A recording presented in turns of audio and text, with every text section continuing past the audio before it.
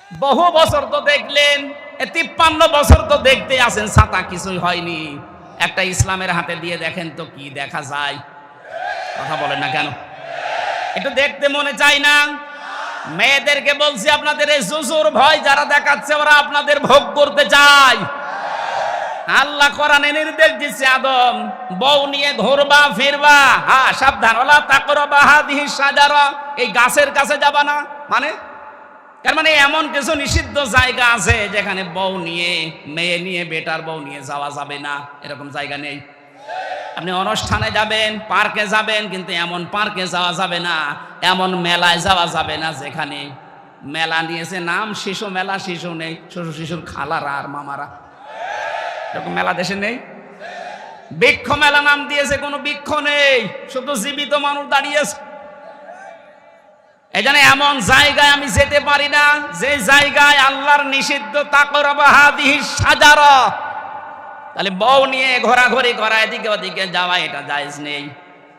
আরো জোরে বলেন।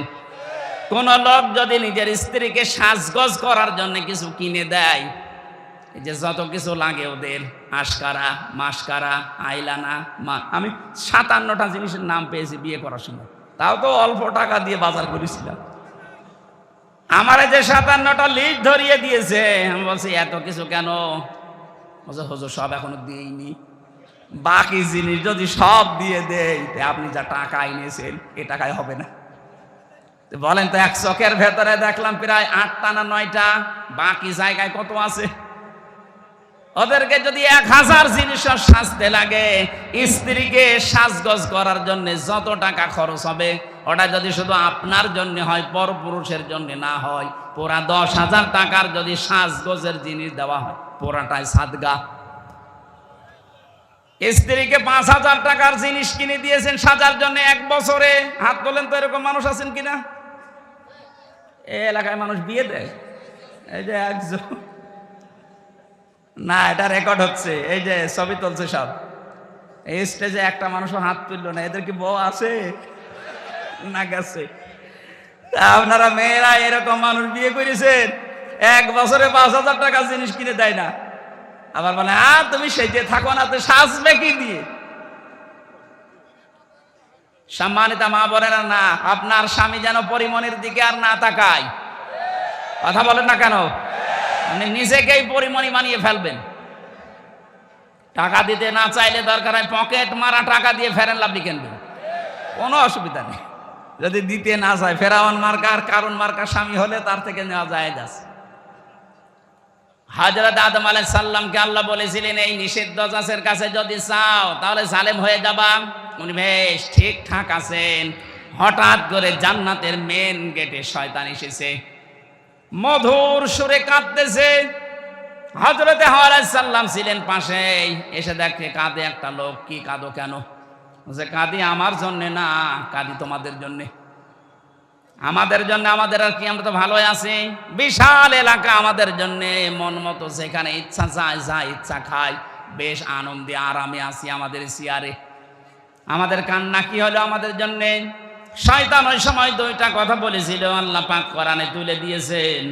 রব্বুল আলামিন বলেন, শয়তান বলেছে ওয়াকাসামাহুমা ইন্নী লাকুমা লামিনান নাসিহিন। আমি আল্লাহর নামে কসম দিয়ে বলছি, আমি তোমাদের হিতাকাঙ্ক্ষী, শুভাকাঙ্ক্ষী। এই দুনিয়াতে যারা মুসলমানদের ঈমান আর আমল ধ্বংস করার জন্য সাহায্যের হাত বাড়ায়, দেখবেন ওদেরও দুর্বিসন্ধি এইটাই। এদেশে বহু এনজিও বাইরের দেশ থেকে আসেন শুধু আমাদের ঈমান আর আমল ধ্বংস করার জন্য। 10 টাকার উপকার করলে সুদের মাধ্যমে 20 টাকা চুষে নেয়। এই কথা বলছেন এখন। শয়তান প্রথমেই কথা বলতে গিয়ে কেঁদে ফেলেছে। কথা বলতে কি প্রথমেই ও কেঁদে ফেলেছে। আল্লাহ পাক বলেন, শয়তান প্রথমেই কথা বলতে গিয়ে কাঁদছিল। হযরতে হাওয়া তার কান্না দেখে গলে গেছে। তিনি ডাক দিয়ে বলেন, আপনি কাঁদবেন না। কাঁদেন কেন? কি হয়েছে? আমাদের জন্য আপনার কাঁদা দরকার নেই, বলেন তো কি? এই জন্য শয়তান মার্কা মানুষ দুনিয়ায় যারা আসবে, আপনি দেখবেন তারা কথা বলার আগেই কেঁদে ফেলে। আমরা তো তাই দেখেছি। আর বাবা মারা যাওয়ার পর থেকে কান্না আরম্ভ, কথা বলতে গেলেই বলে আমার কেউ নেই, কেউ নেই। এই কেউ নেই কেউ নেই বলেই কেঁদে ফেলি। তোর কেউ নেই, আমরা কি করব? এতিম মানুষ, এতিমের জন্য এতিমখানা আছে। কথা বলেন না কেন? আপনি যদি যেতে চান আমরা রাজি আছি। মা বাপ যেহেতু আপনার নেই, আপনি এতিম, এদেশে বহু এতিমখানা আছে, সেখানে রেখে দেব। আসতে বলেন। কান্নাকাটি যখন বন্ধ হয়ে গেছে, হযরতে হাওয়া আলাইহিস সালাম বললেন, এবার বলেন তো দেখি কান্নার প্রথম কারণ। শয়তান আবার ব্যাখ্যা করছে। এক নম্বরে শয়তানের ব্যাখ্যা ছিল এই, দেখেন আমি কাঁদি আপনাদের জন্য এই কারণে, আমি গোপন সূত্রে জানতে পেলাম যে আরামে আপনারা আসেনি, আরামে আপনাদেরকে আল্লাহ রাখবে না, এখান থেকে বের করে দেবে। মেয়েদের অভ্যাস এইটা, এটা কোরআনে আছে। হযরতে ইউসুফ নবীর ঘটনা বর্ণনা করতে গিয়ে আল্লাহ এটা আমাদেরকে জানিয়েছেন। আউযু বিল্লাহি মিনাশ শাইতানির রাজীম। বিসমিল্লাহির রহমানির রহিম। ওয়ালাকাদ খালাকনাকুম সুম্মা সাওয়ারনাকুম সুম্মা কুলনা লিল মালাইকাতি ইসজুদু লিআদম ইলা আখিরি আয়া। কোন সূরা বললাম মনে নেই? আমি আজকে দিনের বেলায় ঠাকুরগাঁও, মনে হয় কোন জায়গায় ছিলাম, ঝাপড়তলি, ওখানে সূরা আরাফের 157 নম্বর আয়াতটা পড়েছিলাম, কিন্তু বিস্তারিত বলতে পারি না সময় না থাকার কারণে, আর শরীরও কভার করছিল না। দিনের বেলা শরীর ঘেমে যায়, মনে করলাম রাতের বেলা আরম্ভ করব। আমরা সূরা আরাফ থেকেই পড়েছি, তবে আজকের আলোচনাটা নতুন আঙ্গিকে আমরা কোরআনে কারীম থেকে সাজিয়েছি, ওইভাবে বলার চেষ্টা চালাচ্ছি। আল্লাহ যেন তৌফিক দেন, আমিন। আরফ, আরফ শব্দের শাব্দিক অর্থ পরিচিত। আরফ মানে কি? বাংলাদেশে বহু মানুষ এই এলাকায় আছে কিনা জানি না, এরা এই যে মারেফতের কথা বলে, বলে না? কিসের মারেফত? এই শব্দটা এসেছে উরফুন থেকে। আরাফা ইয়ারিফু, এই শব্দের বাংলা অর্থ পরিচিত হওয়া, প্রকাশ পাওয়া। আল্লাহ পাক বলেন আলহামদুলিল্লাহিল্লাযী আনসালা আলা আবদিহিল কিতাবা ওয়া লাম ইয়াজআল লাহু ইওয়াজা। সব প্রশংসা আল্লাহর জন্য, যিনি তার বান্দার প্রতি কিতাব দিয়েছেন, এমন কিতাব দিলেন যে কিতাবে কোনো মারেফতের কথা নেই। ইওয়াজা মানে বক্ষতা, গোপন কথা, চুরি করা কোনো কথা কোরআনে আল্লাহ দেয়নি। যা দিয়েছে সব ওপেন কথা। এই জন্য কোরআনের কাছে যারা আসে আর এটা বুঝতে পারে, তারা আর গোপন থাকতে চায় না, তারা ওপেন হতে চায়। এ লোকটা রিমান্ডে এবং 4 বছর জেল খাটার পরে তো গোপনে চলে যাওয়ার দরকার ছিল। এই কথা বলেন না কেন?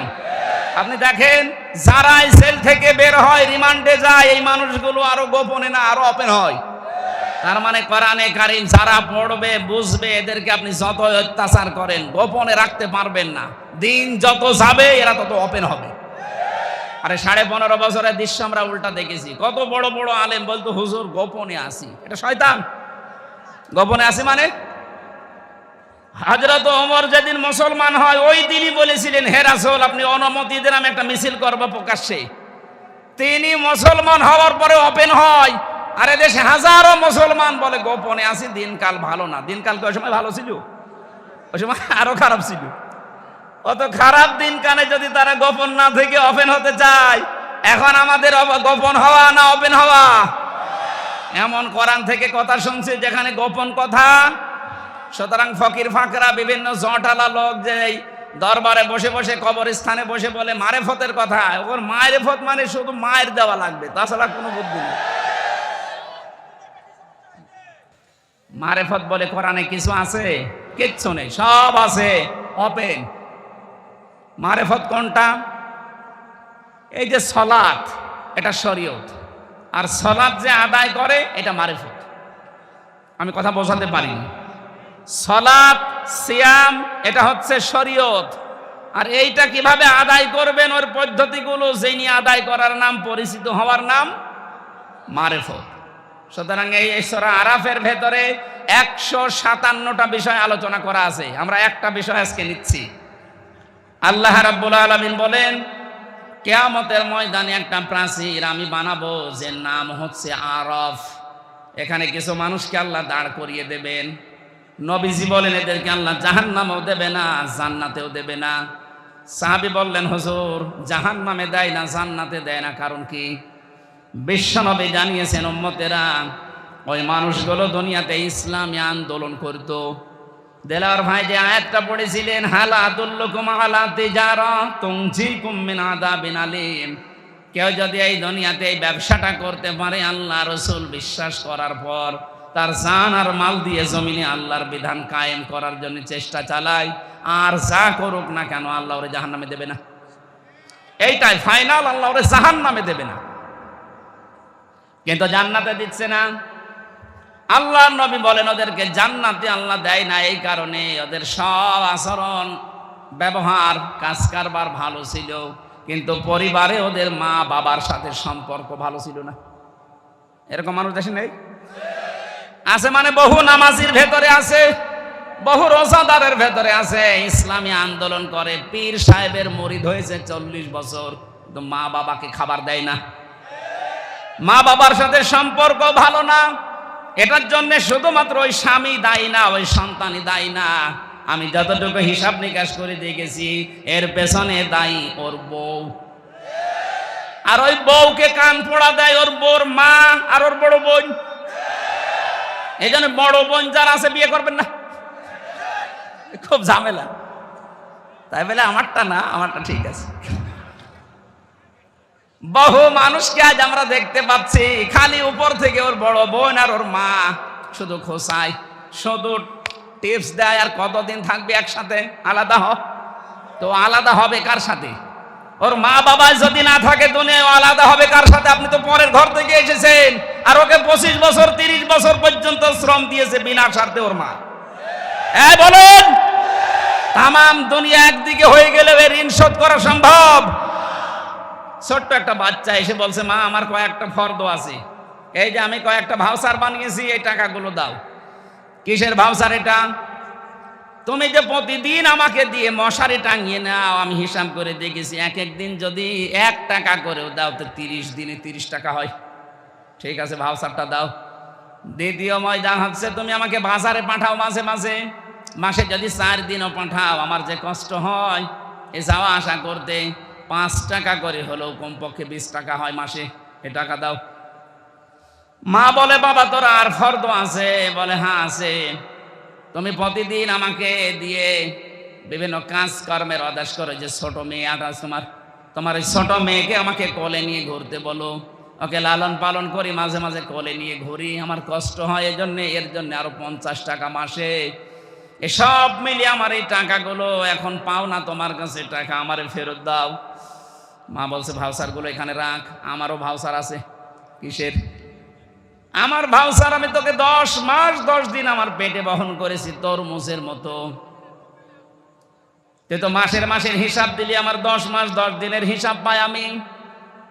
দ্বিতীয় নম্বর, তোকে আমি ডেলিভারি করাতে গিয়ে 57 ইউনিট কষ্ট সহ্য করেছি। বিজ্ঞান এখন প্রমাণ করছে, এই দুনিয়াতে একটা মানুষের মুখ দেখতে হলে কমপক্ষে 57 ইউনিট কষ্ট সহ্য করা লাগে মাকে, যদি নর্মাল ডেলিভারি হয়।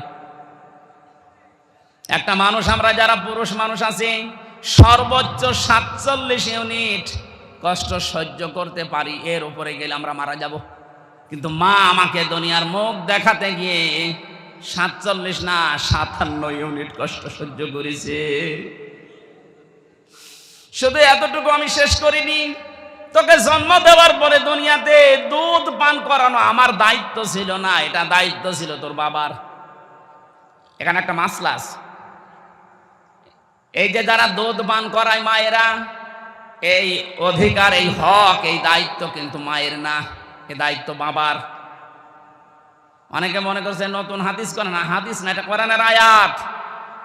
সূরা বাকারা 233 নম্বর আয়াতে আছে, ওয়াল ওয়ালিদাতু ইরদি'না আওলাদাহুন্না হাওলাইনি কামিলাইনি লিমান আরাদা ইউতিম্মার রাদা। যারা আরবি গ্রামার বোঝে ওদেরকে জিজ্ঞাসা করেন, এখানে ফাজিল মাদ্রাসা আছে না, আলেমদের জিজ্ঞাসা করেন লিমান আরাদা ইউতিম্মার রাদা শব্দটা মুযাক্কার। আল্লাহ মুআন্নাস শব্দ দেয়নি, মুযাক্কার পুরুষ বাচক শব্দ দিলেন। এ দায়িত্ব হচ্ছে 2 বছর দুধ খাওয়ানো বাবার। আমরা যারা বাবা আছি আমাদের মেশিন পত্র আছে, আছে, খাওয়াবেন কি দিয়ে? সারা জীবন এখানে নিয়ে রাখলো 1 ফোঁটা দুধ দিতে পারবেন? এখন যেহেতু আমাদের নেই, যেটা আল্লাহ দিয়েছে যাদের, তাদের এই কর্তব্যটা ওরা যদি পালন করতে রাজি না হয়, টাকা পয়সা যদি চায় তাও দেওয়া লাগবে। এটা আমার মনে হয় মাইকে না বলা ভালো ছিল। ও সাতা এখন শুনে দেখা যাচ্ছে আমারটা এই যে 1 মাস আগে হয়েছে, বলবে আমার 2 লাখ টাকা দাও, না তো তোমার মেয়ে তুমি না।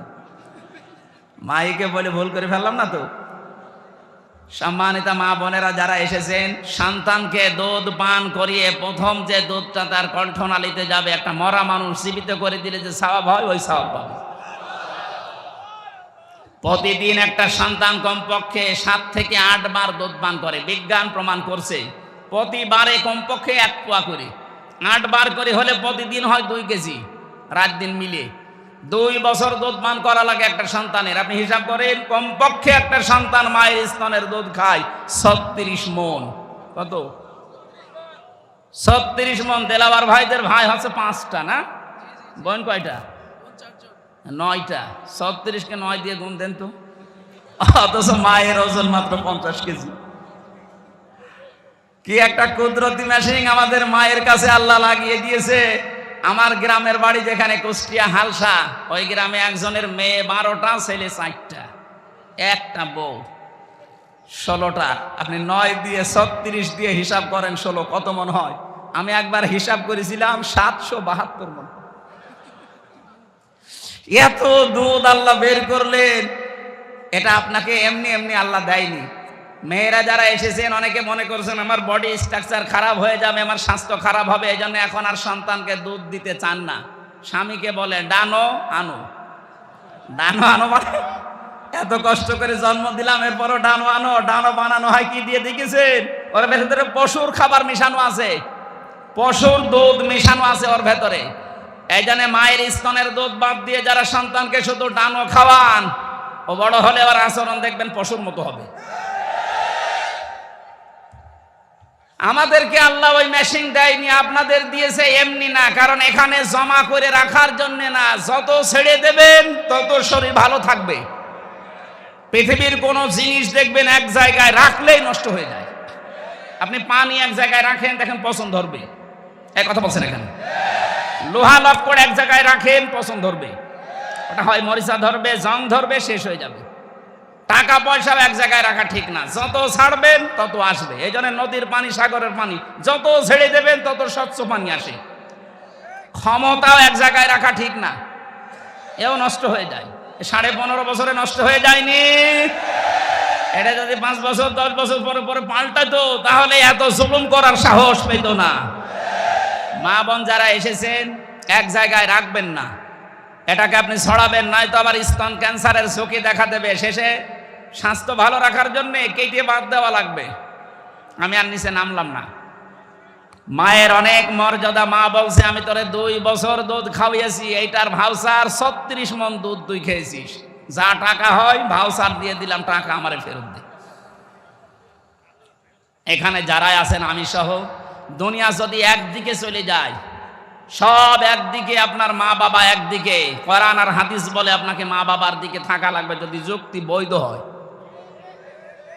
হ্যাঁ, এই জায়গায় আর একটা মাসলা পাওয়া যায়। কোন বাবার কথা শুনে, মায়ের কথা শুনে বউ তালাক দেওয়া জায়েজ আছে না নেই?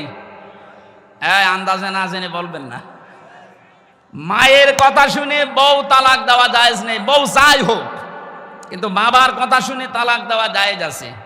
যদি শরীয়তের 4টা কাজ মেয়েদের ভেতরে পান, আর বাবা যদি বলে না এইটা নিয়ে সংসার করা যাবে না, ওটা বাদ দেওয়া লাগবে। আমাদের জাতির পিতা ইব্রাহিম আলাইহিস সালাম এই সন্তানকে শিক্ষা দিয়ে গেছেন, এই শিক্ষাটা তো মায়ের কথা শুনে দেওয়া যাবে না কেন? কারণ মায়ের সাথে বেটার বউ যেটা আছে এটার 100 ভাগ সম্পর্ক কোনোদিন ভালো হয়নি, কোনোদিন 100 ভাগ ভালো হবেও না। এরাই বাঁকা হাড়ের তৈরি, তো একটু সমস্যা। সামান্যতা মা বোনেরা, যাই হোক বেশি বলে ফেললাম। আপনারা বেটার বউ আর শাশুড়ি যদি মায়ের মতো হয়ে যান, সন্তানগুলো আনন্দে থাকবে। অনেক শাশুড়ি আছে মানুষকে গল্প করেছে, আমার যা জামাই পেয়েছি একবার আল্লাহর ওলি, নরম, আর আমার ওই যে ছেলেটা ওটা একটা জানোয়ার। কেন? আমার জামাই শুধু আমার মেয়ের কথা শোনে, এই জন্য আমার জামাই খুব ভালো, আর এই যে ছেলেটা ওর বোর কথা শোনে, এই জন্য খারাপ। কিরকম মা বলেন তো এটা? এই জন্য মায়ের কথা মতো বউ তালাক দেওয়া জায়েজ নেই। কিন্তু বাবা যদি বলে 4টা বিষয় আমি দেখতে পাচ্ছি, ফরজ নামাজ এ বেটার বউ পড়ে না, রোজা রাখে না ফরজ রোজা, নিজের শরীরকে হেফাজত করে না পর্দা দিয়ে, স্বামীর জায়েজ যেটা খেদমত আছে ওইটা তোমার করে না, আমরা দেখতে পাই শরীয়তের অনেকগুলো কারণের ভেতরে পাওয়া যায় না, একে বাদ দিয়ে দাও, এইরকম কথা বাবা বললে বাবার কথা অনুযায়ী বউ তালাক দেওয়া জায়েজ আছে। কথা বুঝতেছে? মায়ের মর্যাদা অনেক বেশি, কিন্তু বাবাকে আল্লাহ 1 ভাগ দিলেও বাবার এই জায়গায় সম্মান অনেক বেশি বাড়িয়ে দিয়েছে। সম্মানিতা মা এবং বোনেরা, আমরা যারা সন্তান আছি, আমি সহ প্রত্যেকে যেন আজকে থেকে আমল করতে পারি। বহু জায়গায় দেখতে পাচ্ছি বৃদ্ধাশ্রম তৈরি হচ্ছে, এটা হারাম। বৃদ্ধাশ্রম বানানো জায়েজ নেই। মুসলমানদের এই দেশে যদি বৃদ্ধাশ্রম হয়, আপনি কি জবাব দেবেন? মরে গেলে ওই আরাফে দাঁড়িয়ে থাকা লাগবে প্রাচীরে। আপনি যেহেতু দুনিয়ায় ভালো কাজ করেন, নামাজ পড়েন, রোজা রাখেন, ইসলামী আন্দোলন করেন, মা বাবার সাথে সম্পর্ক ঠিক নেই। আমি বললাম এটার পেছনে যারা দায়ী এদেরকে বারবার বলছে এই কারণে। আপনার মনটা এত ছোট কেন মা? বৌমা যারা আছেন, ভাবি যারা আছেন, আপনার মনটা উদার করেন। আপনিও হয়তো 50 বছর পরে এখানে থাকবেন না, আমিও থাকবো না, নতুন মানুষ আসবে, তো কি হবে এটা নিয়ে? এই ধোকায় পড়ে বোকা হয়ে লাভ নেই। এই জন্য আমরা যেন পাগল না থাকি, আজকে থেকে পাগল ভালো হয়ে যাব। পাগল ভালো হয়ে যাবেন না? না, এই এলাকায় মনে হয় এই হাদিস চলবে না। এই পাগল ভালো হবেন তো নাকি ওই তুলা মিয়ার মতো পাগল থাকবেন? কাল এক তুলা পেয়েছিলাম, একটা পাগল, ওরে আল্লাহ এত ভাইরাল করে দিয়েছে কালকে থেকে আজকে পর্যন্ত, ওর কপালে যা ছিল আমার মনে হয় সব লিখা আল্লাহ মুছে দিয়েছে। এই জন্য বেয়াদবি কেউ করবেন না কোরআনের সাথে, কোরআনের আলেমদের সাথে। আমি আশা করছি সম্মানিতা ভাবি যারা আছেন, বোন যারা আছেন, আপনার নিজের মা বাবাকে যেরকম মনে করেন, শ্বশুর শাশুড়িকে ঠিক ওই রকম মনে করেন, তাহলে আপনার নামাজ রোজা, আপনার পর্দা কবুল হবে। ও মনে করে শুধু নামাজ পড়ে, রোজা রাখে, কালো বোরকা পরে, আমার মনে হয় আল্লাহ মাফ করে দেবে। কে বলেছে আপনাকে? শ্বশুর শাশুড়ির সাথে সম্পর্ক যাদের ভালো নেই, আপনি আপনার স্বামীকে বাধ্য করছেন খারাপ আচরণের জন্য, খরচপাতি দেওয়া বন্ধ করার জন্য, আপনি ওই আরাফ নামক ওই প্রাচীরে দাঁড়িয়ে থাকবেন আপনার স্বামীর সাথে। যারা আমরা এরকম কোনো কিছু যেন না করি, আল্লাহ আমাদের বাঁচান, বলেন আমিন। বহুদূর এগিয়ে গেছি আমরা, হচ্ছে না, পরিবেশটা ভালো হচ্ছে না ভারতের এই সিরিয়ালগুলোর কারণে। আকাশ সংস্কৃতির মাধ্যমে যেগুলো আসতেছে বন্যার পানির মতো পিন আপ করা পত্রিকা দিয়ে, এগুলো দিয়ে আমাদের পরিবার আজ একেবারে সত্যিই জাহান্নাম হয়ে গেছে। এই জন্য একটা টিপস দেই, আমি সহ প্রত্যেক সপ্তাহে অন্তত 2 দিন মা বাবা স্ত্রী সন্তান যারা আছে এই মানুষগুলোকে এক জায়গায় নিয়ে সপ্তাহে 2 দিন হলেও বা 1 দিন হলেও আপনারা কোরআনের অথবা হাদিসের কোনো দার্স নিয়ে বসবেন। এর ভেতরে একটা রহমত আছে। এদেশে যারা একামতের দিন এই দায়িত্ব পালন করে, সে নেতা হোক, কর্মী হোক আর সমর্থক হোক, তাদের এই কাজ করা লাগে। আল্লাহ যেন আমাদের প্রত্যেককে এই কাজটা করার তৌফিক দেন, পরিবারের শান্তি ফিরিয়ে আনার জন্য, বলেন আমিন। যেই বর কারণে, যেই ভাবির কারণে আজ সংসারে অশান্তি লেগে আছে, এই ছোট মনের কারণে, তাছাড়া কিচ্ছু না। হয়তো মাকে 2000 টাকা দিয়ে শাড়ি দিয়েছে আর ওনারে দিয়েছে 1800 টাকা দিয়ে, 200 টাকা কম বেশি, এই জন্যে স্বামীর সাথে কথা বলে না। এরকম মহিলা দেশে নেই? এইরকম ছোট মনের বউ আছে কার ঘরে? হাত তোলেন তো। এই যে একজন তাও আছে, তোলেন, আপনি দাঁড়ান। ঠিক আছে ভাই, ও ভয় পাচ্ছে, ক্যামেরা সব ঘোরানো আমার দিকে, আপনার ভয় নেই। হাত আমি তুললে সমস্যা আছে, আমার শালা আছে পেছনে। ও বাড়িতে সব বলে দেবে। আমার এই যে ম্যাডাম তো মনে হয় লাইভ দেখছে। আমার ভাইরা, আমি আরাফ শব্দের যে প্রাচীরের কথা বলছিলাম, এখানে যেন আমরা দাঁড়িয়ে না থাকি। নবীজি হাদিসের শেষে কিন্তু আর বলেন না যে কি হবে। এখন ভাবেন তো, আমাদের জীবনে এ দুনিয়ায় ভালো ভালো কাজ করার পরেও মা বাবার সাথে খারাপ আচরণ করে যদি এই অবস্থা হয়ে যায়, আমাদের মতো কপাল পোড়া কেউ আছে? আল্লাহ আমি সহ যারাই আসলাম, আমাদেরকে এই আরাফ মেনে নেওয়ার তৌফিক দাও, বলেন আমিন। আরম্ভ হচ্ছে আল্লাহর কোরআনে কারীম, ওয়ালাকাদ খালাকনাকুম সুম্মা সাওয়ারনাকুম। আল্লাহ পাক বলেন, অবশ্যই আমি তোমাদেরকে বানিয়েছি। বলেন তো, আমাদের বানিয়েছেন কে? সুম্মা সাওয়ারনাকুম, অথবা তোমাদের আকৃতি দিয়েছি আমি আল্লাহ। বিজ্ঞানী আয়াত নিয়ে গবেষণা চালিয়েছে। আল্লাহ আমাদেরকে বানিয়েছে, সর্বপ্রথম তিনি ফেরেশতাদেরকে বলেছিলেন মাটি নিয়ে আসো। জিবরাইল, মিকাইল, ইসরাফিল তিনজন এই মাটির কান্না থেকে ফিরে গেছে। এটা ফি জিলালিল কোরআনে পাবেন। শেষে হযরতে আজরাইল এসে এক খামসা মাটি নিয়েছিল। মুফাসসির লিখেছেন মাটি কন্দন করেছিল। তো আজরাইল বলেছে, না, যারা ফিরে গেছে আমি তাদের মতো না। আল্লাহর আদেশ, তুমি যতই কান্নাকাটি করো আমি দুনিয়াতে থেকে নিয়ে যাবই। এক খামসা নিয়েছেন, 40 মণ মাটি ছিল এক খামসার ভেতরে। ফেরেশতাদেরকে আল্লাহ এই যে বডি স্ট্রাকচার যেটা এটা তৈরি করলেন, বডি স্ট্রাকচার তৈরি করতে 40 মণ মাটি দিয়ে 36 হাত মোটা, 60 হাত লম্বা, তার মানে 120 হাত 60 গজ। এটা বিশাল দেহ পড়ে আছে। আল্লাহ পাক বলেন, আমি নিজে তখন তার আকৃতি বানালাম। এই যে সব্বার না, এই সূরত বানানোর দায়িত্ব আল্লাহ ফেরেশতাদেরকে দেয়নি। লাকাদ খালাকনাল ইনসানা ফি আহসানি তাকওয়িম। মানুষের এই যে আকৃতি যেটা বলা হয়, এটা শুধুমাত্র আল্লাহ নিজের হাত দিয়ে বানিয়েছেন। সুবহানাল্লাহ বলতে পারেন? পৃথিবীর যত সৃষ্টি আছে, এই জন্য সবচাইতে সুন্দর সৃষ্টি মানুষের এই মুখ। মেয়েরা আছে, অনেক মেয়েরা আছে, না বুঝে অনেকে ছেলে মেয়েকে গালি দেওয়ার সময় বলে তোর মুখে লাথি দেব। না, এলাকায় নেই না, এই পাপ কাজ করা যাবে না। এই মুখটা আল্লাহ নিজে বানিয়েছেন। আল্লাহ পাক বলেন, আমি বানালাম কি করে জানো? ফালিয়ানজুরিল ইনসানু মিম্মা খুলিক, খুলিকা মিন মাইন দাফিকিন ইয়াখরুজু মিন বাইনিস সুলবি ওয়াত তারাইব। বলেন আল্লাহু আকবার। মানুষকে নজর করে দেখে না যে কি জিনিস দিয়ে তাকে বানালাম। বাবার স্ফলিঙ্গ দিয়ে দ্রুত গতিতে পানিটা যখন বের হয়ে যায়, ওটা মায়ের রেহেমে যাওয়ার সঙ্গে সঙ্গে 40 দিনে পাল্টাতে থাকে। 6 মাসের ভেতরে ওর বিভিন্ন স্ট্রাকচার দেয়। নতফা বানায়, আলাক বানায়, মুদগা বানায়। আমি আল্লাহর পরে চামড়া দিয়ে, গোশত দিয়ে, চর্বি দিয়ে এই বডি স্ট্রাকচারটা ঢেকে দিয়ে মুখটা সুন্দর করে আমার নিজের মতো করে বানালাম। বিজ্ঞান এখন প্রমাণ করছে এই নাপাক পানিটা দিয়ে মায়ের পেটের ভেতরে আল্লাহ পাক 4টা জিনিস বাবার এই নাপাক পানি দিয়ে বানায়: চুল, রগ, হাড় আর পর্দা। মায়ের রেহেমের ভেতরে যে নাপাক পানির থলি আছে, ওইটা নিয়ে আল্লাহ আরো 4টা জিনিস বানায়: রক্ত, গোশত, চর্বি আর চামড়া।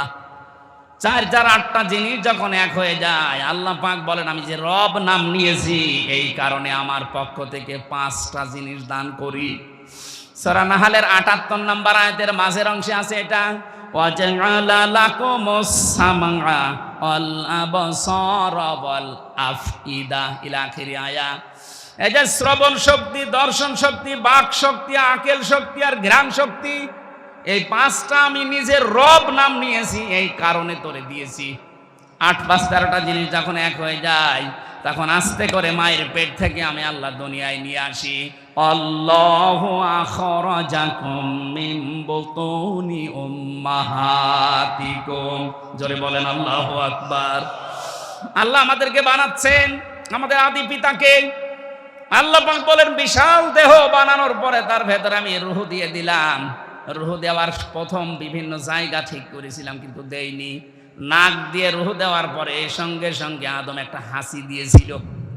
এখানে একটা শিক্ষা আছে, আমাদের আদি পিতা হযরতে আদম হাসি দেওয়ার সঙ্গে সঙ্গে এই যে ফেরেশতারা যে বডি স্ট্রাকচার বানিয়েছিল পানি দিয়ে মাটি দিয়ে বিভিন্ন কায়দা কৌশলের ভেতরে আছে, যত সার্ম যত খড়কোটা এর ভেতরে লুকিয়েছিল, একবার হাসি দেওয়ার সঙ্গে সঙ্গে নাক দিয়ে আল্লাহ সব বের করে দেয়। ওই সময় হযরতে আদম একটু স্বস্তি পায়, একটু হালকা লাগে নিজেকে, তখন একটা শুকরিয়া আদায় করে আলহামদুলিল্লাহ। এই শব্দটাই আল্লাহ এত বেশি খুশি হয়েছেন ওই দিন থেকে কিয়ামত পর্যন্ত আদমের সন্তান দুনিয়ায় যারা আসবে ওরা যখন হাসি দেবে, একবার হাসি দিলে 12,000 টাকা খরচ করলে যে জান শরীর থেকে বের করা যায়, ওই রকম হাসি দিলে অত টাকার জান বের হয়ে যায়। এই জন্য তখন শুকরিয়া আদায় করা লাগে আলহামদুলিল্লাহ। শব্দটা এত দামি, এটা যে শুনবে তার পাশে যে থাকবে সে বলবে ইয়ারহামুকাল্লাহ। কথা বলছেন না কেন? এটা বলা লাগে না? আপনি আলহামদুলিল্লাহ, আমাদের আদম নবী বলেছিলেন এটা।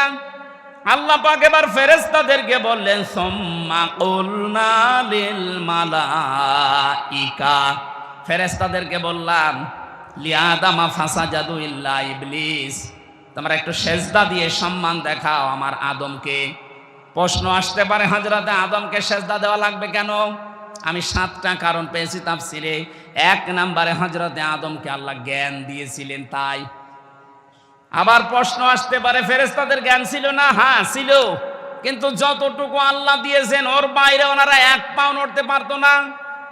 এজন্য ফেরেশতারা এক বাক্যে জানিয়েছিল ক্বালু সুবহানাকা লা ইলমা লানা ইল্লা মা আল্লামতানা ইন্নাকা আনতাল আলিমুল হাকীম। বলেন আল্লাহু আকবার। হযরত আদম আলাইহিস সালামকে আমি ঘটনা শোনাতে না, শিক্ষা নেওয়ার জন্য বিশাল দেহ পড়েছিল। হযরতে আদমকে আল্লাহ শিক্ষা দিয়েছিলেন প্রথমে যে জিনিসের নামগুলো, ওটা আমরা অনেকেই মনে করি আলু, পটল, বেগুন, ঝিঙ্গা, এই না। আল্লাহ ওই দিন যত ন্যায় আছে, যত অন্যায় আছে, সব কিছু তার সাথে পরিচয় করে দিয়েছিলেন। এখানে যারা তাফসীর পড়তে পারেন সূরা বাকারার 31 নম্বর আয়াতটা বাড়ি দিয়ে মিলাবেন। ওয়া আল্লামা আদামাল আসমা কুল্লাহা, আল্লাহ পাক নিজে ক্লাস নিয়ে শিখিয়েছেন আদম আলাইহিস সালামকে যত কিছু অন্যায়, যত কিছু ন্যায়, সবাই একদিনে তার ভেতরে আল্লাহ দিয়ে দিয়েছেন, এক ক্লাসের ভেতরে। সুম্মা আরাদাহুম আলাল মালাইকা, অথবা ফেরেশতাদের সামনে হযরতে আদমকে এবার ডাক দিয়ে বললেন দেখো, আদমকে জিজ্ঞাসা করো যত ন্যায় আছে দুনিয়া শুরু থেকে কিয়ামত পর্যন্ত, সব ন্যায় সব অন্যায়ের পরিচয় আমার আদম বলতে পারবে। এই জন্য আমরা আদমের সন্তান হিসাবে লেখাপড়া করি নাই, তারপরও কিন্তু ন্যায় আর অন্যায় বুঝি। কথা বলেন না কেন?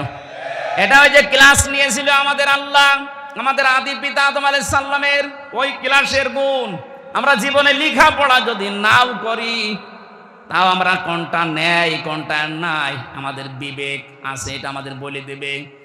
হযরত আদম আলাইহিস সালামকে তৈরি করা হয়ে গেল, জান্নাতের ভেতরে তিনি ঘুরতেছেন, সব কিছু আছে জান্নাতে, কিন্তু মনের ভেতর ওনার শান্তি নেই।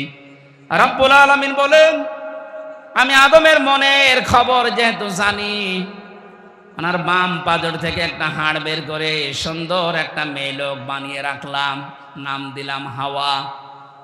হযরতে আদম ঘুম থেকে উঠেই দেখলেন একটা মেয়ে লোক, উনি তাকালেন এবং ধরতে গেলেন। রব্বুল আলামিন বলেন আদম তাকানো যাবে না, ধরাও যাবে না। হযরতে আদম ওই সময় বলেছিলেন রব্বুল আলামিন ধরা যাবে, তাকানো যাবে, কি করলে আপনি সেই পদ্ধতি বলেন। আল্লাহ ওই সময় বলেছেন বিয়ে করা লাগবে। বলছে আমি রাজি আছি। বিয়ে করা লাগবে, রাজি আছি শুনলেই হবে? মহারানা দেওয়া লাগবে? আমার কাছে কিছু নেই। বিয়ে করতে রাজি হয়ে গেলে কি করে? বাংলাদেশের যুবক আমরা যারা আছি, কোন ফরজ যদি নাও জানি, বিয়ে করা ফরজ এটা জানি। ফরজ কি কাউকে বলে দেওয়া লাগে? বহু সন্তান আছে এখানে মোবাইল করে বলে হুজুর এটা বলতে পারেন না, মা বাবা থাকে। ঠিক আছে বললাম তো, বিয়ে করা ফরজ আছে কারোর জন্য, কারোর জন্য সুন্নাত আছে, কারোর জন্য নফল আছে, কারোর জন্য ওয়াজিব আছে, কারোর জন্য হারাম আছে। আপনি বিয়ে করে যদি অত্যাচার করবেন, যৌতুক নেবেন, এই নিয়ত থাকে, আপনার জন্য বিয়ে করা জায়েজ নেই, হারাম। কথা বলেন না কেন? যদি এই নিয়ত থাকে যে আমি সুন্নাত পালন করব, দুনিয়াতে নবীজির উম্মতের সংখ্যা বাড়াবো, আপনার জন্য বিয়ে করা সুন্নাত। নিজেকে কন্ট্রোল করা যদি কঠিন হয়ে পড়ে, তার জন্য বিয়ে করা ফরজ, ওয়াজিব। হযরত আদম যেই বলেছেন আমি বিয়েতে রাজি আছি, আমি তাকাতে চাই, ধরতেও চাই, কারণ এই যে মেয়ে লোকের প্রতি একটা আকর্ষণ, এটা আল্লাহ নিজে বানিয়ে দিয়েছেন। সূরা আলে ইমরানের 14 নম্বর আয়াতে তাফসীর করা আছে, যুযিনা লিন-নাসি হুব্বুশ শাহাওয়াতি মিনান নিসা। আল্লাহ বলেন আমি সুশোভন করে দিয়েছি, আকর্ষণীয় করে দিয়েছি 7টা জিনিসকে দুনিয়ায়, তার 1 নম্বরে নারী, স্ত্রী। এজন্য স্ত্রী লোকের প্রতি, মেয়ে লোকের প্রতি আকর্ষণ আসবেই পুরুষের, এইটাই স্বাভাবিক। এটা বানিয়েছে কে? আল্লাহর এই সিস্টেমটাকে বাংলাদেশে আজ অনেকেই উল্টিয়ে দিতে চাচ্ছে। মেয়ে লোকের প্রতি আপনার আকর্ষণ হবে, দায়িত্ব দিয়েছে, এই পদ্ধতি বানিয়েছে কে? আরো জোরে বলেন। এটা যারা পাল্টিয়ে সমকামিতা অর্জন করার মাধ্যমে বাংলাদেশে অনেকে অফিসও নিতে চাচ্ছেন, নাম দিয়েছে মানব অধিকারের অফিস। তাই কিসের মানব অধিকার? সমকামিতার অফিস বানানোর জন্য যারা চেষ্টা আছেন, 96% মুসলমানের এই দেশে এই গনার কাজ আমরা হতে দেব? বলেন। কত রুচি নিচে নামলে পুরুষ মানুষকে বিয়ে করে, বলেন। মানুষ আজ পর্যন্ত কোন কুকুর পুরুষকে বিয়ে করেছে আমি শুনিনি। কথা বলেন না কেন? যে সমস্ত মানুষেরা এই সমকামিতার নাম দিয়ে এটা প্রমোটও করছেন, আমার মনে হয় এরা কুকুরের চাইতেও খারাপ। এদের কোনো আত্মীয় স্বজন এদের সাথে করা যাবে না, এগুলো মানুষের তালিকায় আর নেই। হযরতে আদম নবী যখনই রাজি, আল্লাহ পাক বলেন দেন মোহর দাও, কিছু নেই, তাহলে আমার নবী মুহাম্মদুর রাসূলুল্লাহর উপরে 10 বার দরুদ পড়ো, এইটাই দেন মোহর। তিনি পড়লেন, পড়ার পরে জান্নাতের ভেতরে বেশ আরামে আছেন। এখানে আমার কয়েকটা শিক্ষা আছে আয়াতে। রব্বুল আলামিন বলেন জান্নাতে ওরা যখন আরামে ছিল, হযরতে আদম আলাইহিস সালামকে আমি একটা নিষেধ করেছিলাম, সব জায়গায় যাওয়া যাবে কিন্তু ওই গাছটার কাছে যাওয়া যাবে না। এই গাছ মানে আল্লাহর একটা নিষিদ্ধ জায়গা। এটা শুধু জান্নাতের ভেতরে না, এই পৃথিবীতে আল্লাহর বহু নিষিদ্ধ বর্ডার আছে। আমরা যারা আল্লাহকে বিশ্বাস করি, ওই বর্ডার পর্যন্ত যেই থেমে যাওয়া লাগবে। এই যে অর্থনীতির বিভাগে যারা পড়েন, অর্থনীতির বিভাগে যারা কাজ করেন, আপনি অর্থনীতি কাজ চালান, ব্যাংকিং ব্যবস্থায় বলেন, সামাজিকভাবে বলেন, ব্যবসায়িকভাবে বলেন, মোশারাকা, মোদারাবা, মোরাবাহা, এর বিভিন্ন নিয়ম নীতিতে ব্যবসা করেন, কিন্তু সাবধান, যখনই সুদের কাছে যাবেন থেমে যাবেন। সুদের কাছে যাওয়ার পরে যদি না থেমে আদম নবীর মতো, হাওয়া আলাইহিস সালামের মতো ওই গন্ধম গাছের ফলও খেয়ে ফেলেন, নিষিদ্ধ, আপনাকে আল্লাহ অভিশপ্ত করে দেবে। কথা বলেন না কেন? এদেশে আমরা অনেক জায়গায় দেখি, এই জেলায় আছে কিনা জানি না, 1000 টাকা ছেড়ে রাখে, মাসের পরে 100 টাকা করে বেশি পায়। এই সুদ মায়ের সাথে জেনা করার শামিল। যারা মায়ের সাথে জেনা করছেন তারা নামাজ পড়ে, রোজা রেখে, হজ করে কি করবেন বলেন? কারা কারা এই গোনায় আছেন হাত তোলেন তো। না, ওই মানুষ আমার মনে হয় মাহফিলে আসেনি, আলহামদুলিল্লাহ। না, ওরা হাত তুলতো না তাহলে? ওরকম 2 নাম্বার মানুষ মাহফিলে আসে? ও বলছে না, ঠিক আছে। যদি কেউ এরকম কাজে থেকে থাকেন, ভাই এখানে লজ্জার খাতিরে তুলছেন না, কিয়ামতে কোটি কোটি মানুষ থাকবে, আপনার এখানে লেখা থাকবে সুদখোর। এ মায়ের সাথে জেনা করেছে এরকম লেখা থাকবে, তখন আপনার লজ্জা লাগবে না? কার জন্য কি করে যাচ্ছেন দুনিয়ায়? আপনার স্ত্রী, আপনার সন্তান, আপনার ছেলে মেয়ে, মা বাবা হয়তো আপনার এই সুদের টাকা, অবৈধ টাকা ভোগ করার জন্য তারা 2 পায়ে খাড়া আছে, কিন্তু সুদের জন্য যে জেনার গুনাহ হয়, এইটা আপনার সন্তান নিতে রাজি না। কথা বলেন। আমরা এই ধোকায় যেন পড়ে না থাকি। যতটুকু আছে না খেয়ে মরে যান, আপনি মরার পরে জান্নাত পাবেন, কিন্তু সুদের সাথে জড়িত হয়ে 1000 টাকা দিয়ে রাখেন। আমাদের কুষ্টিয়া এলাকায় আছে 1000-এ 100 টাকা বেশি দেয়, এদিকে মনে হয় আরো বেশি, 250 হয়ে গেছে। হযরতে আদম নবীকে আল্লাহ ডাক দিয়ে বললেন এখানে যাওয়া যাবে না। আকুলনা ইয়া আদম উসকুন আনতা ওয়া যাওজুকাল জান্নাতা ওয়া কুলা মিনহা রাগাদান হাইসু শি'তুমা ওয়া লা তাকরাবা হাযিহিশ শাজারাতা ফাতাকুনা মিনাজ জালিমিন। এই ওঠাওঠি করছে কারা? এরা খুব জরুরি না খেতে? একটু জিজ্ঞাসা করেন। খুব জরুরি হলে ছেড়ে দেন, আর হালকা জরুরি হলে আর আধা ঘন্টা বসিয়ে রাখুন। এই ছেলে, এই যুবক মানুষ চলে যাচ্ছে মানে, হ্যাঁ 1.5-2 ঘন্টা বসে থাকতে পারো না? বিয়ে দিলেও বউ টেকবে? আমি আর নিচে নামলাম না।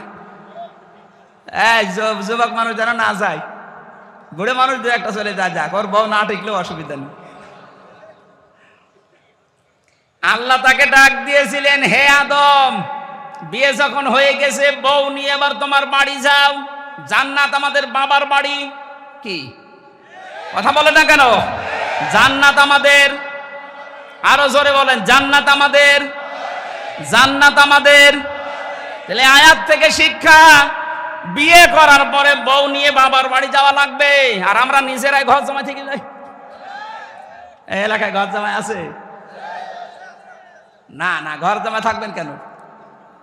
বউ নিয়ে আর নিজের বাড়ি বাবার বাড়ি যাওয়া লাগবে, এইটাই কোরআনের নিয়ম। হযরতে আদম নিয়ে গেলেন বাবার বাড়িতে। আল্লাহ পাক বলেন দাঁড়াও, বাড়িতে ঢোকার পরে কয়েকটা কাজ করা লাগবে। বিয়ে করে যারা বাড়িতে নিয়ে আসেন, এই যে কয়েকটা কাজ আছে রব্বুল আলামিন প্রথমেই দিয়েছেন তাদের কাজ। আংতা অসাউজুকাল জান্নাতা ওয়া কুলা। আরবি গ্রামার যারা বোঝে এটার কিন্তু দ্বিবচন, কুল দেয়নি, কুলা। আল্লাহ বলেন আদম ও কুলা, তোমরা দুইজনেই মিনহা রগদান হাইসু শি'তুমা, এই জান্নাতের ভেতরে যেখানে তোমার আয়ত্ত আছে যাও, যেখানে যা ইচ্ছা করো, কিন্তু সাবধান, খাবার সময় তুমি যতটুকু খাবে, যেই পরিমাণে খাবে, যেই মানের খাবার খাবে, বউকে ওই পরিমাণের ওই মানের খাবার খাওয়ানো লাগবে। অনেকে বলে ইসলাম নারীদেরকে কিছু দেয়নি, আরে দিয়েছে কে? আল্লাহ এখানে আংতা ওয়া কুলা দিতে পারতেন, আগে নিজে মরণের খাওয়া খাও, এরপরে বউকে খাওয়াও। না, একবারে কোলা দিয়েছে। আল্লাহ বলে না কোলা মিনহা, ওই জান্নাত থেকে যা পারো নিজে খাবে, যতটুকু পারো খাবে, যেই মানের খাবার খাবে, বউকে ওই মানের খাবার খাওয়াবে। আজ নারীরা যদি তাদের ইজ্জত মর্যাদা অধিকার বুঝতো, এই নারী আন্দোলন, নারী বিপ্লব পরিষদ, নারী মুক্তি পরিষদ, নারী কাঠামো, 11টা না 13টা সংগঠন চলছে এই দেশে, সব বন্ধ হয়ে যেত। নারীরা একটা অধিকারের জন্য সংগ্রাম করতো, লড়াই করতো, ওরা মিছিল মিটিং করতো যে আমাদের অধিকার যেটা আল্লাহ দিয়েছে ওকুলা, এইটা দিন। আপনি বাইরে যে মরণের খাবার খাবেন আর আমার জন্য বাদাম নিয়ে আসবেন। নারীদের অধিকার আল্লাহ প্রথমে জান্নাত থেকে দিচ্ছেন, যা খাবা আদম তোমার স্ত্রীকে ওই পরিমাণের খাবা। দেখেন আপনি আংতা শব্দ আল্লাহ কিন্তু মাঝখানে দেয়নি। এতটুকু শেষ করলেন না, আল্লাহ বলেন রগদান হাইসু শি'তুমা, ওকে নিয়ে মাঝে মাঝে বেড়াতে যাবা, যেখানে ইচ্ছা যাবা, যা ইচ্ছা খাবা। এই জন্য বিয়ে করার পরে বউ নিয়ে শুধু ঘরের ভেতরে আটক করে রাখলে হবে না, এ বউ নিয়ে মাঝে মাঝে আপনি নিজের আত্মীয় স্বজন যারা আছে, বিভিন্ন অনুষ্ঠান যেগুলো জায়েজ আছে, বেড়াতে যাওয়া লাগবে। কথা বললেন না কেন? এটা আমরা অনেকে করি না, মনে করি দুনিয়ার কাজ। কে বলেছে আপনাকে দুনিয়ার কাজ? এই শব্দটাকে আজ পশ্চিমা বিশ্ব, বিশেষ করে আমাদের দাদারা, এই শব্দটাকে ওরা সংকুচিত করে ইসলামের উপর একটা অপবাদ দেয় যে মেয়েরা ইসলাম যদি কায়েম হয় তোমাদেরকে ঘর বন্দি করে ফেলবে। এই জন্য আমিরে জামাত ডাক্তার শফিকুর রহমান ঘোষণা দিয়েছে, ইসলাম যদি দেশে আসে সবচেয়ে বেশি নিরাপদে থাকবে মেয়েরা। এদেরকে আজ অনেকে শ্বশুর ভয় দেখাচ্ছে, দেখো ইসলাম যদি আসে তাহলে এইভাবে বেড়াতে পারবে না। কে বলেছে পারবে না? হ্যাঁ, বেপরদায় আপনি যেতে পারবেন না, কারণ আপনার মন তখন বেপরদায় যেতে মন চাইবে না। এখানে অনেকে বিড়ি খায় না, বাবা খায় না, ডাল খায় না। এগুলো যারা খাচ্ছে বা খাবেন, ইসলাম কায়েম হলে কোনো নিষেধ নেই, আপনি খেতে পারবেন। এই যে মসজিদের ভেতরে যারা যায়, মসজিদে যাওয়ার সময় কি কেউ ডাল খায়, কেউ বিড়ি খায়? কেন? কারণ জায়গাটার পরিবেশ ওইরকম। কথা বলে না কেন? মসজিদের পরিবেশে ডাল খাওয়া, বাবা খাওয়া, বিড়ি খাওয়া, আরো জোরে বলেন। আপনার বিবেকে আপনাকে বাধা দেবে। ইসলাম যদি 56,000 বর্গ মাইলে কায়েম হয়, পুরা এলাকায় হয়ে যাবে জান্নাতের মতো, পুরাটা হয়ে যাবে আল্লাহর ঘর মসজিদের মতো। তখন আপনাকে বেপরদায় চলতে মনে চাইবে না, সবাই বোরকা পরে বের হয়, আমিও যাব। কেউ বাবা খায় না, আমিও খাবো না, কারণ বাবা আপনার খাওয়ার মতো রুচি আসবে না। ওয়ালাকুম ফিহা মা তাশতাহি আনফুসুকুম ওয়ালাকুম ফিহা মা তাদউন। জান্নাত এমন ভাবে আল্লাহ বানিয়েছে, মনের ভেতরে চাওয়ার আগে আপনার সামনে চলে আসবে। ইসলাম যদি সত্যি এ দেশে কায়েম হয়ে যায়, এই দেশটাও ঠিক আপনার কাছে আল্লাহ ওইভাবে বানিয়ে দেবে। আপনার বিড়ি খাওয়ার মতো রুচি আপনার এই অন্তরে আল্লাহ রাখবে না, বের করে দেবে। বের করে দেবে কেন? এটা সূরা আরাফের ভেতরে আছে। আল্লাহ রাব্বুল আলামিন বলেন, ওয়ানাযা'না মা ফি সুদুরিহিম মিন গিল্লিন তাজরি মিন তাহতিহিমুল আনহার। এটা 43 নম্বর আয়াত। যারা জান্নাতে যাবে তাদের অন্তর থেকে আমার আল্লাহ হিংসা, বিদ্বেষ এবং যে অহংকার আছে, গিল্লুন, এগুলো সব আল্লাহ বের করে দেবে। এদেশে ইসলাম কায়েম হয়ে গেলে আমাদের ভেতর আর হিংসা, বিদ্বেষ, বাবা খাওয়ার মতো মন, ডাল খাওয়ার মতো মন থাকবে না, আল্লাহ বের করে দেবে। সুতরাং এইটা কায়েম হওয়া খুব জরুরি। বহু বছর তো দেখলেন, 53 বছর তো দেখতে আছেন, ছাতা কিছুই হয়নি। একটা ইসলামের হাতে দিয়ে দেখেন তো কি দেখা যায়? কথা বলেন না কেন? একটু দেখতে মনে চায় না? মেয়েদেরকে বলছি, আপনাদের এই জুজুর ভয় যারা দেখাচ্ছে, ওরা আপনাদের ভোগ করতে চায়। আল্লাহ কোরআনে নির্দেশ দিচ্ছে, আদম বউ নিয়ে ঘুরবা ফিরবা, হ্যাঁ সাবধান, ওয়ালা তাকরাবা হাদিহি শাজারা, এই গাছের কাছে যাবা না। মানে তার মানে এমন কিছু নিষিদ্ধ জায়গা আছে যেখানে বউ নিয়ে, মেয়ে নিয়ে, বেটার বউ নিয়ে যাওয়া যাবে না, এরকম জায়গা নেই।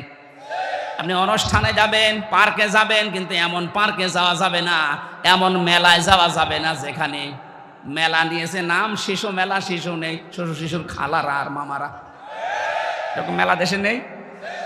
বৃক্ষ মেলা নাম দিয়েছে, কোনো বৃক্ষ নেই, শুধু জীবিত মানুষ দাঁড়িয়েছে। এই জন্য এমন জায়গায় আমি যেতে পারি না যে জায়গায় আল্লাহর নিষিদ্ধ তাকরাবা হাদিহি শাজারা। তাহলে বউ নিয়ে ঘোরাঘুরি করা, এদিকে ওদিকে যাওয়া, এটা জায়েজ নেই। আরো জোরে বলেন।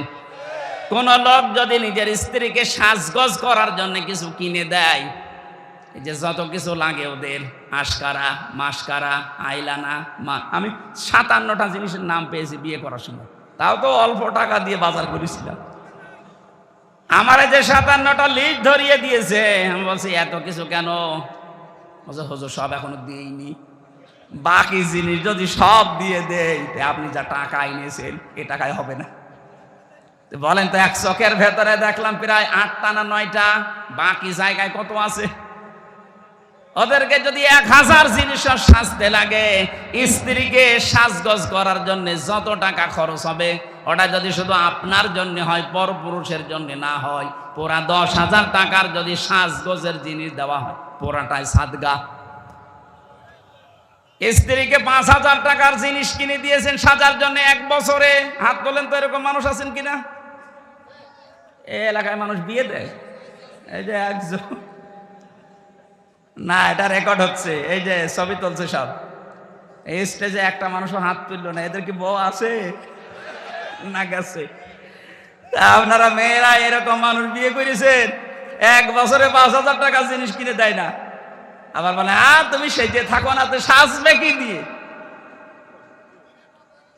সম্মানিতা মা বোনেরা, না আপনার স্বামী যেন পরিমণির দিকে আর না তাকায়। কথা বলেন না কেন? আপনি নিজেকেই পরিমণি বানিয়ে ফেলবেন। টাকা দিতে না চাইলে দরকার হয় পকেট মারা টাকা দিয়ে ফেরেন লাভলি কিনবেন, কোনো অসুবিধা নেই। যদি দিতে না চায়, ফেরাউন মার্কার, কারুন মার্কার স্বামী হলে তার থেকে নেওয়া যায় যাচ্ছে। হযরত আদম আলাইহিস সালামকে আল্লাহ বলেছিলেন, এই নিষিদ্ধ গাছের কাছে যদি চাও তাহলে জালেম হয়ে যাবা, উনি বেশ ঠিকঠাক আছেন, হঠাৎ করে জান্নাতের মেন গেটে শয়তান এসেছে, মধুর সুরে কাঁদতেছে। হযরতে হাওয়া আলাইহিস সালাম ছিলেন পাশেই, এসে দেখে কাঁদে একটা লোক। কি কাঁদো কেন? বলছে কাঁদি আমার জন্য না, কাঁদি তোমাদের জন্য। আমাদের জন্য? আমাদের আর কি, আমরা তো ভালোই আছি, বিশাল এলাকা আমাদের জন্য, মন মতো যেখানে ইচ্ছা যায় যা ইচ্ছা খাই, বেশ আনন্দে আরামে আছি আমাদের চেয়ারে। আমাদের কান্না কি হলো আমাদের জন্য? শয়তান ওই সময় দুইটা কথা বলেছিল, আল্লাহ পাক কোরআনে তুলে দিয়েছেন। রব্বুল আলামিন বলেন, শয়তান বলেছে ওয়াকাসামাহুমা ইন্নী লাকুমা লামিনান নাসিহিন।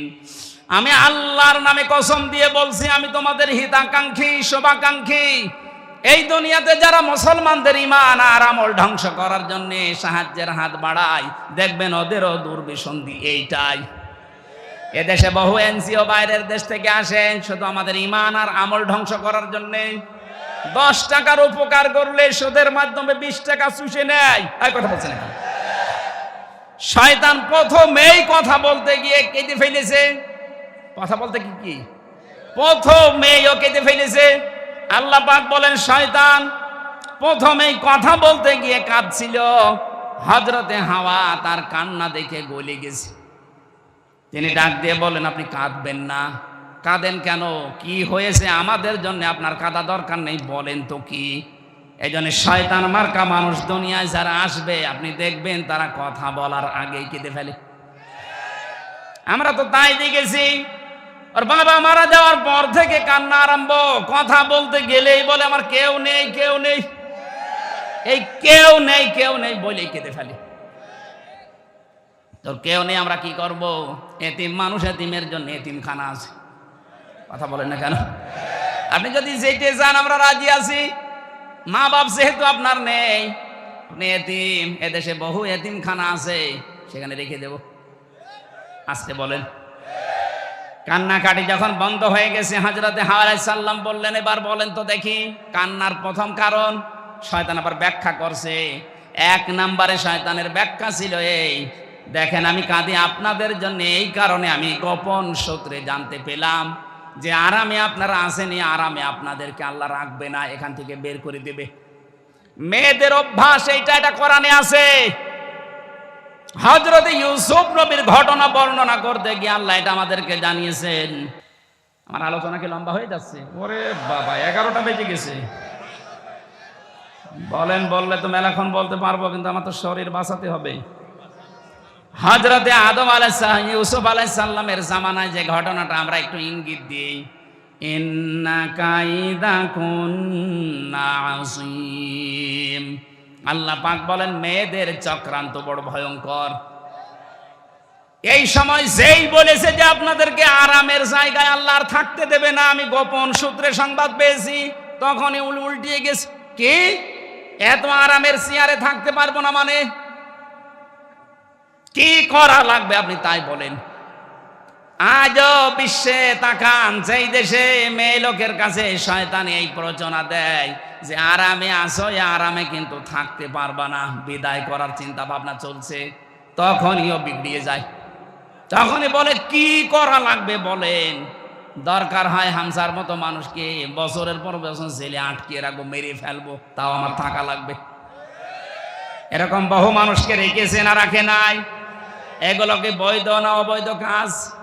এই যে বিনা কারণে একটা মানুষকে কষ্ট দেওয়া, এটা বৈধ না অবৈধ কাজ? আল্লাহর নিষিদ্ধ বর্ডার তখন ওরা পার করে ফেলে।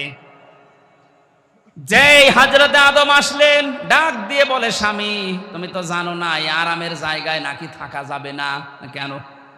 এই গোপন ভিত্তিতে একটা আল্লাহর ভালো মানুষ এসেছিল, আমাকে জানিয়ে গেছে, চলো এই গাছের গন্ধম গাছের ফল খাওয়া লাগবে। হযরতে আদম প্রথম 3 বার নিষেধ করেছিলেন, না এটা করা যায় না, এটা আল্লাহর নিষেধ।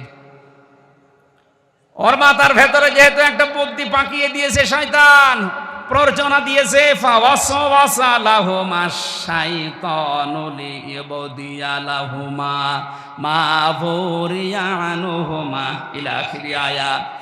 আল্লাহ পাক বলেন, আদম নবী আলাইহিস সালাম রাজি যখন হচ্ছিলেন না, যেহেতু টার্গেট করেছে শয়তান মহিলাকে, এই জন্য মহিলাকে টার্গেট করার কারণে মাথার ভেতরে ঘোর পাক খাচ্ছে, কখন আমার এই আরামের জান্নাত হারিয়ে যায়। বারবার যখন বসায় স্বামীকে, তাড়াতাড়ি করেন, আমাদের হিতাকাঙ্ক্ষী শোভাকাঙ্ক্ষী এ ওয়াজ আমাদেরকে করেছে, শেষে বলে না আমি পারবো না। হযরতে হাওয়া আলাইহিস সালাম শেষ পর্যন্ত আদম নবীর সাথে কথাও বন্ধ করে দিয়েছিল।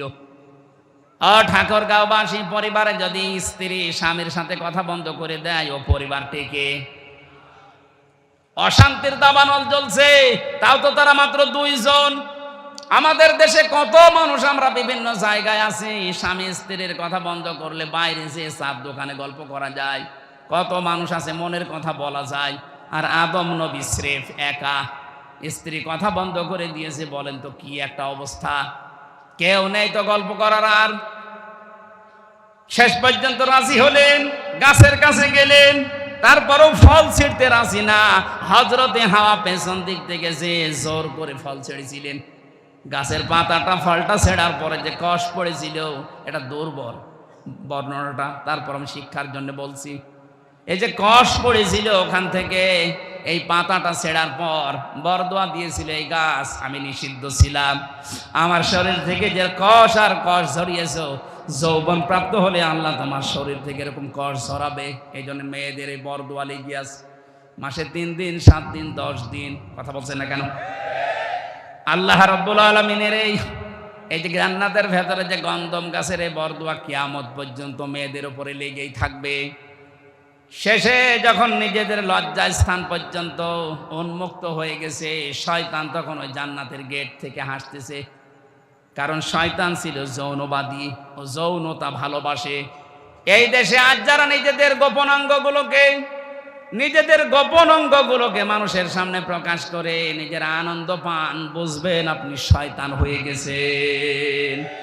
বলে হুজুর আমার শয়তান দেখান। শয়তান দেখাতে আবার আমেরিকায় যাওয়া লাগবে? যেগুলো ঢেকে রাখা দরকার মেয়েদের পুরুষদের, ওইগুলো যারা ঢেকে রাখে না, ওইটা একটা টাটকানির ভেজাল শয়তান। কারণ শয়তান উলঙ্গ থাকতে ভালোবাসে। এক কথা বলেন না কেন? যৌনতা ছড়াতে ভালোবাসে শয়তান। হযরত আদম এবং হাওয়ার 2 জনের পোশাক যখন খুলে গেছে, শুধু পোশাক খোলা না, শেষ পর্যন্ত প্রসাব পায়খানার প্রয়োজন দেখা দিয়েছে। আল্লাহ পাক বলেন না, এখানে এই কাজ করা যাবে না, সিস্টেম নেই। কুলনা হাবিতু মিনহা জামিআ, চলে যাও সবাই মিলে আমার জান্নাত থেকে নেমে যাও। এখানে সবাই মানে আদম হাওয়া এবং তাদের সন্তানরা আর ওই শয়তান, সবাইকে নামিয়ে দিলেন। পৃথিবীতে আসার পরে তারা 300-350 বছর পর্যন্ত কেঁদেছিল।